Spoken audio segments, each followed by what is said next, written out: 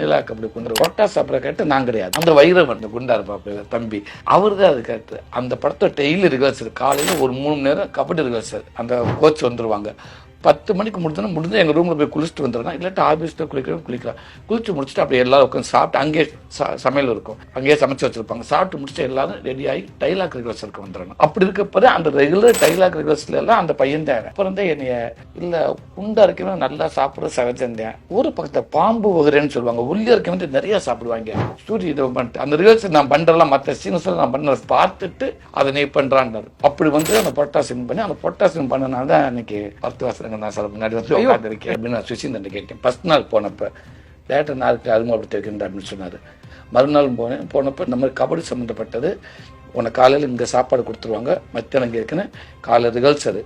Hero அவர் பேர் சொல்லி விஷ்ணுவிஸ்வன்றவர் தான் ஹீரோ.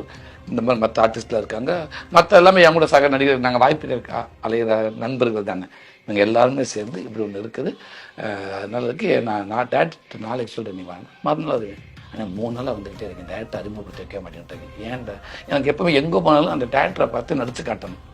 வாய்ப்பு ஓகேடா ஒரு சீன் கொடுத்தா கூட நான் நடிச்சு காட்டணும், அது ஏன் பற்றி கேட்டு போவேன். அது ஆரம்பத்துலேருந்து எனக்கு யார் நேரம் நடிச்சு காட்டணும் ஆசை.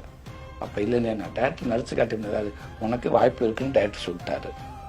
இது எல்லாமே சுசீந்திரனே சொல்கிறாரு, உனக்கு வாய்ப்பு இருக்குன்னு டேரக்டர் சொல்லிட்டாரு. நீ இதுக்கப்புறம் நடித்து என்ன காட்ட போகிற அவர்கிட்ட இருந்தாலும் என்ன அவர்கிட்ட பண்ணி காட்டேன். உட்கார நான் தாங்க டேரக்டர். அண்ணே என்ன நினச்சேன், ஏன்டா நான் பண்ணக்கூடாதாடா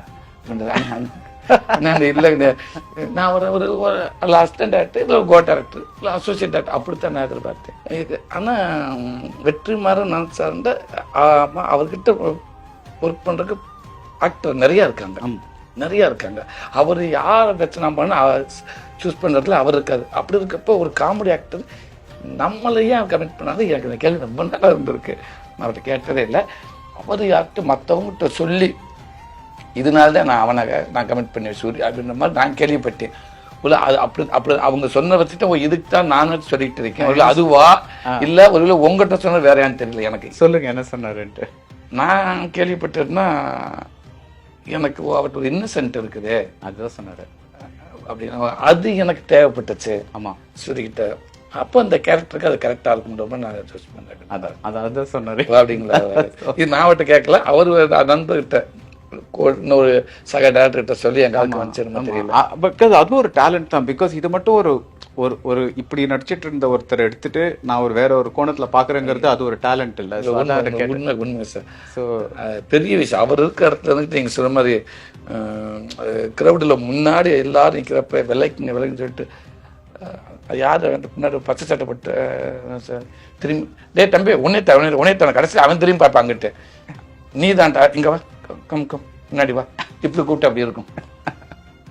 அந்த மாதிரி எனக்கு இப்போ வரைக்கும் உண்மைக்கு ஆச்சரியமாக தான் இருக்குது. இப்போ இந்த படத்துல வந்து நான் சொன்ன மாதிரி 2020 ஆரம்பிச்சது 2023 முடிய போகுது இந்த பார்ட் 1.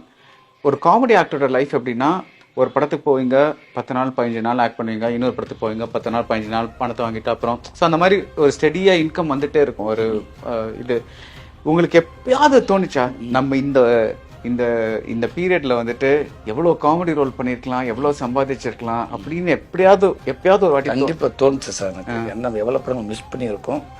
அதுவுமே சொல்கிறான்னு நான் நிறையா படம் நான் மிஸ் பண்ண படங்களை அவர் நாலேஜ் நான் கொண்டு போனதே கிடையாது. எந்த அவர் கேட்ட மிஸ் பண்ணான்னு சொல்கிறேன் எல்லாத்தையும். அதே நேரத்தில் அவர் சொல்கிற மாதிரி எதுவுமே இல்லாமல் இருந்தால் அவர் கூப்பிட்றப்ப வர முடியாது. கமிட்மெண்ட் இந்த மாதம் ரெடியாக இருக்க சொல்வார், ரெடியாக இருப்பேன், அந்த மாதம் போயிருக்க மாட்டார். இப்படி ஷூட்டிங் போக முடியாமல் நான் பல நாள் உட்காந்துருக்கேன். அது காரணம் அவர் பார்வையில் பார்த்தீங்கன்னா நிறைய காரணங்கள் இருக்கலாம். நான் அப்படி நிறையா இருந்திருக்கேன். அப்படி இருந்து நான் நடித்த படங்கள் எல்லாமே அவர் சொல்லி நடிக்க சொன்னதே. அவர் நாலேஜுக்கு நான் கொண்டு போயிட்டு அந்த படத்தை மிஸ் பண்ண வேணால் பண்ணிட்டு வந்துருங்கன்னுவார்.